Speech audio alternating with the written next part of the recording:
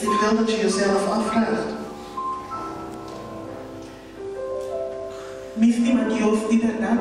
Hou ik echt van God? Begrip van het geestelijke hart. Als we stilstaan bij de Bijbelteksten die we net gelezen hebben,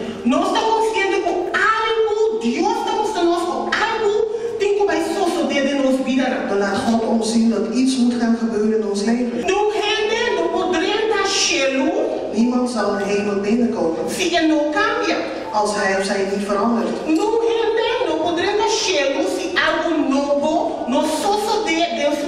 Niemand kan de hemel binnen als er niks nieuws gebeurt in zijn leven. En hij zegt dat we fysiek en dat natuurlijk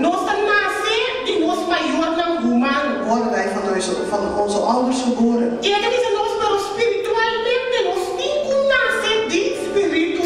Maar geestelijk moeten wij uit de Heilige Geest geboren worden. Dat wil zeggen dat er iets geestelijks moet gebeuren in ons leven. De geestelijke verandering moet van binnen gebeuren.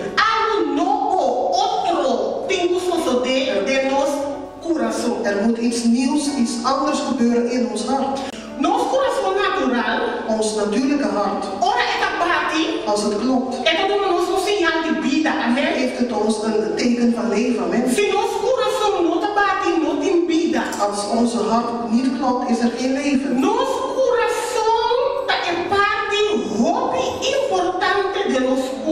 Ons hart is het belangrijkste deel in ons leven.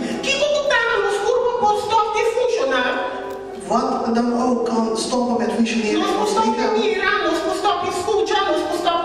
We kunnen stoppen met kijken, met lopen. Maar als ons hart stopt,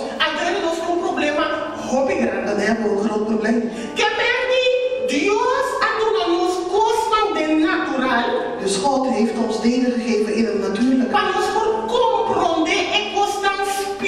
Om het geestelijke te kunnen begrijpen. Omdat de geestelijke dingen niet zichtbaar zijn.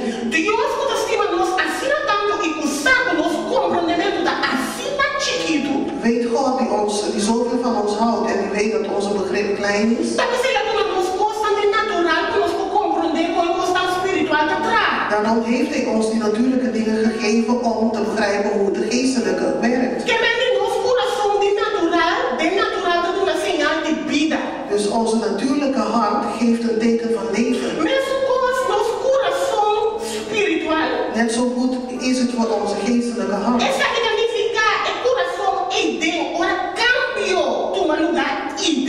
Dat betekent dat als er een verandering gebeurt hier binnen,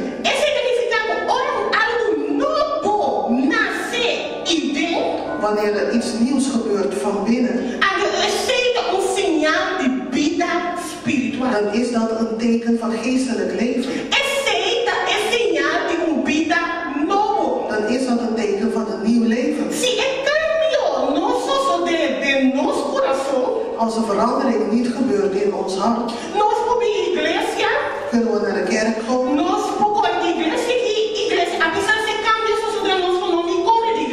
Als er verandering gebeurt, gaan we niet eens van kerk naar kerk.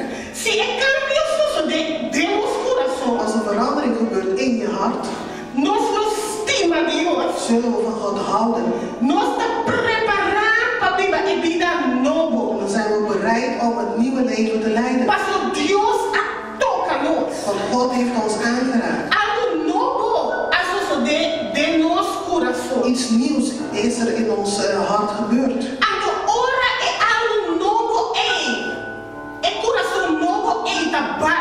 En als dat nieuwe hart klopt, dat is een teken van geestelijk leven.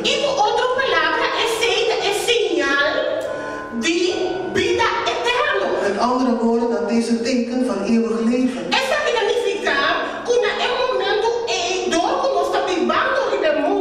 Dit betekent dat als wij nu nog op de wereld leven,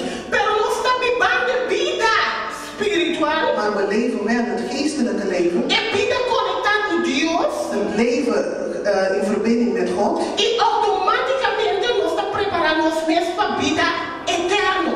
dan bereiden we ons automatisch voor het eeuwig leven. Deus está mostrando nos bom criar com nós tem como nós todos sabemos nós tem como. God laat ons duidelijk zien dat wij dood moeten gaan. Nós todos sabemos nos curva dia não acaba nada. We weten allemaal dat ons lichaam er niet gaat. Nós todos sabemos nos curva humano e nos coração humano não quer existir para sempre. We weten allemaal dat onze fysieke lichaam en hart niet voor eeuwig bestaan. Pastor, o coração está em parte, tu custa acabar de curva. Want als dat hart stopt met kloppen, dan is het lichaam ook weg. Pero Deus quer mostrar nós que tem esperança para nós espiritualmente. Maar God wil ons laten zien dat er geestelijk gezien hoop voor ons is. E também sei, tu lembra de qual é o compreendimento de coração espiritual. En daarom moet iedereen begrip krijgen van het geestelijke hart.